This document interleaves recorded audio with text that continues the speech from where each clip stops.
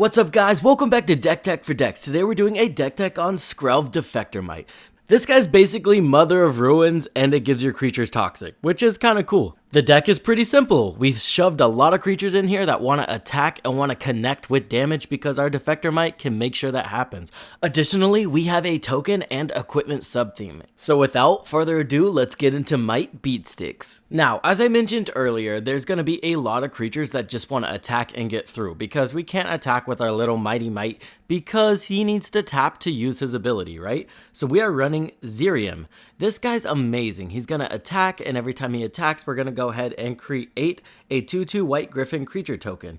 And he's got the added ability, whenever a griffin deals combat damage to a player, you get to create another 2/2 griffin. So this guy can just make your board massive really quickly. Armored Sky Hunter. This guy's going to be really efficient at digging through our library and getting those key pieces that make the deck work. 6 cards deep is a ton, and then not only will we get to put the equipment onto the battlefield, but we'll get to equip it to a creature. Battle Angels of Tyr. This card's amazing. We know we're always attacking the opponent for the value that we need, right? If we need to draw cards, we're attacking the person with the most card draw. If we need ramp, we're attacking the person with the most lands. So it's going to be really good to use our commander to make sure that this card can get through, and then we're just going to get extra value off of it. Cartographer's Hawk. Another card that needs a specific target, right? We need to be attacking a player with more lands than us. Our commander is going to make that easily doable because we can give this hawk protection from any color of our choice. Grateful Apparition. This one just proliferates whenever it deals combat damage, so that's going to be pretty useful in the deck. Adeline Resplendent Cathar.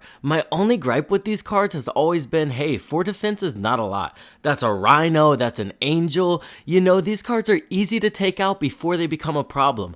Well, our commander is going to enable us to abuse these cards and keep them on the field, so that's what I'm most excited for with this deck. My Real Shield of Argive. Same thing, right? Usually you can take her out pretty easily, but now she's going to be impossible to get rid of. We're going to give her protection, we're going to swing every turn, and we're going to create a board that's going to be hard to deal with. Leonin Warleader. Another creature that creates tokens whenever it attacks. This deck has an insane ability to go extremely wide. We also run Ancient Gold Dragon because honestly the power of this card is insane. It's one of those cards that reads a lot worse than it is, and then you play with it and you're like, oh yeah, I get that many tokens?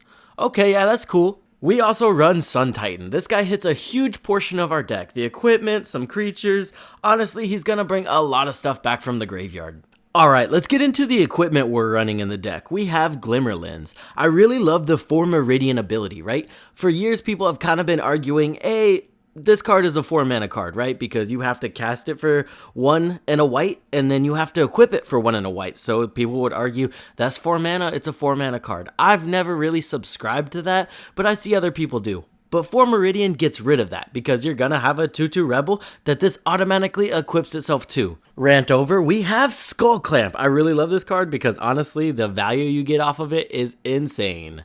Mask of Memories, even though we have to discard a card, drawing 2 cards is still gonna be worth it. Additionally, we do have a lot of double strike in the deck, so we can get a lot of cards off this.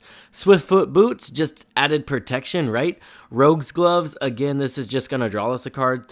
We have a lot of cards that benefit off of us just casting equipment, so that's why we have some of these like, man, that equipment's not really that good. Additionally, remember, we're trying to take people out with toxic. We're not trying to take them out with damage. So this will allow us to use a lot of utility equipment instead of using damage equipment.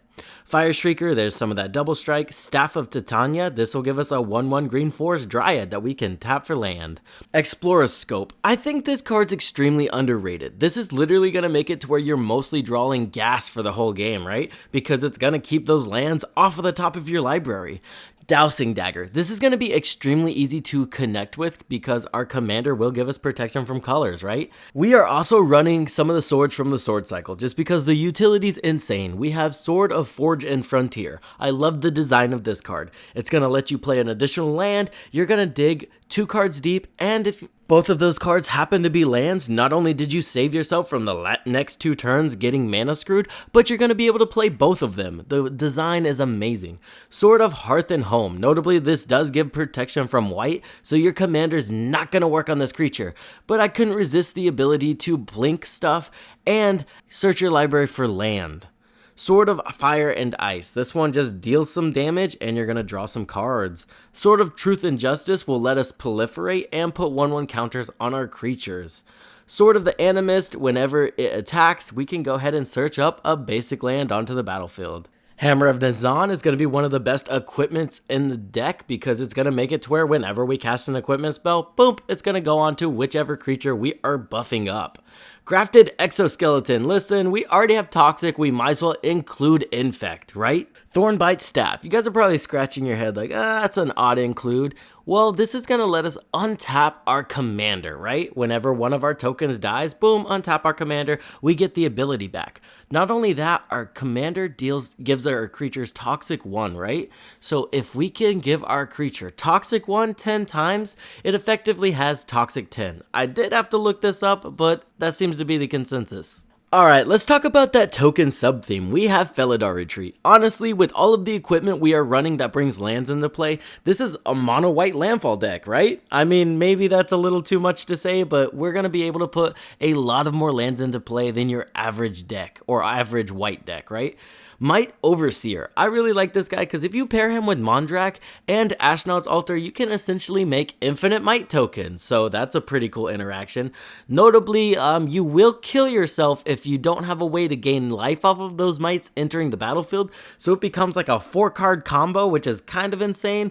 But I think that's how you can justify playing it in your lesser powered play groups or against lesser powered decks, right? Skrelv Hive is honestly in the deck just to make sure we're continuously getting advantage from our Skull Clamps and our Ashnod's Altars. White Sun's Twilight. This is another card that pairs really well with Mondrak, right? Because you're going to go ahead and make 10 Phyrexian Mites and no one else is going to have creatures, so they're all going to be open.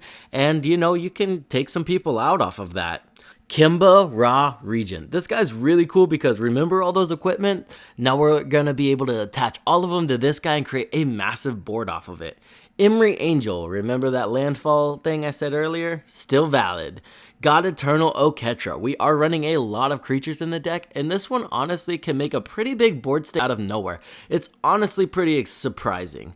Defiler of Faith. Another one that's just really, it ramps you basically and creates a board state at the same time, which I am a fan of. Luminarch Ascension. If you guys aren't playing this in your white decks, you need to start. It's not insane to hit that prerequisite, and once you do, 2 mana for a 4/4 flyer is an insane payoff. Lastly, we have Mondrak. I really love this guy. He can make himself indestructible. He doubles all your tokens. What's not to love about him? He even looks like the Millennium Falcon, which will always be a plus for me. Let's talk about the core of the deck. We have Open the Armory. This is just going to let us tutor up some of those equipment cards that we need, just making our deck more efficient. Halvar, God of Battle. This guy gives all of our equipped creatures double strike, which is insane in this deck. We're going to get double value off of our swords, off of our creatures that want to deal combat damage, and we're going to get double value off of our creatures with Toxic. Contagion Engine. Not only can this tank somebody's side of the board, but it can also take someone out if we proliferate enough times. Karn's Bastion, another proliferate outlet. Mystic Forge. I really love this card paired with Sensei's Divining Top. Now we can shuffle through our library, casting those equipment spells from the top of our library, and it effectively makes it to where it's 1 mana to draw a card, right? Because we put the top on top, play the top. Put the top on top, play the top. And we're drawing cards that way. It's not a broken infinite combo. You'd have to make top cost 0 for that, but it is a really, really good synergy. Lastly, we have Soul's Warden. We're going to be paying a lot of life to give our creatures protection, so she's just going to pad it up a little bit. Alright, let's talk about card draw. It's a very small category in this deck because it got covered already, but we have Rumor Gatherer. I really like this girl because as there is a cap on the amount of cards you can draw, there's no cap on the scry, so enjoy that. Mentor of the Meek, really good with Ashnod's Altar because token enters the battlefield, sacrifice the token, you know, you pay for it, you draw a card and net 1 mana. Saram, with the amount of equipment in this deck, this guy's gonna draw us some cards, right? And then Pure Steel Paladin, same thing. Not only are we going to draw some cards off of this guy, but equipment you control have equip 0, so that's pretty awesome as well. Lastly, we have Norn's Wellspring. I really like this card in any deck that wants to go wide, right? You're just going to generate value off of the creatures that we're going to die anyway, and you'll be able to draw cards off of it eventually. The ramp package is also pretty simple. We have Marble Diamond, Arcane Signet, Soul Ring, there's your standard right there. Ashnod's Altar, obviously. Wayfarer's Bauble, really good there. And Smothering Tithe. It was budget till the end there, right? Let's cover removal. We have Disenchant, just really efficient removal. Austere Command's gonna make sure we can get rid of whatever the problem is. Aerial Extortionist, another card that should have been included in, the I need to deal combat damage section, but hey, it ended up here.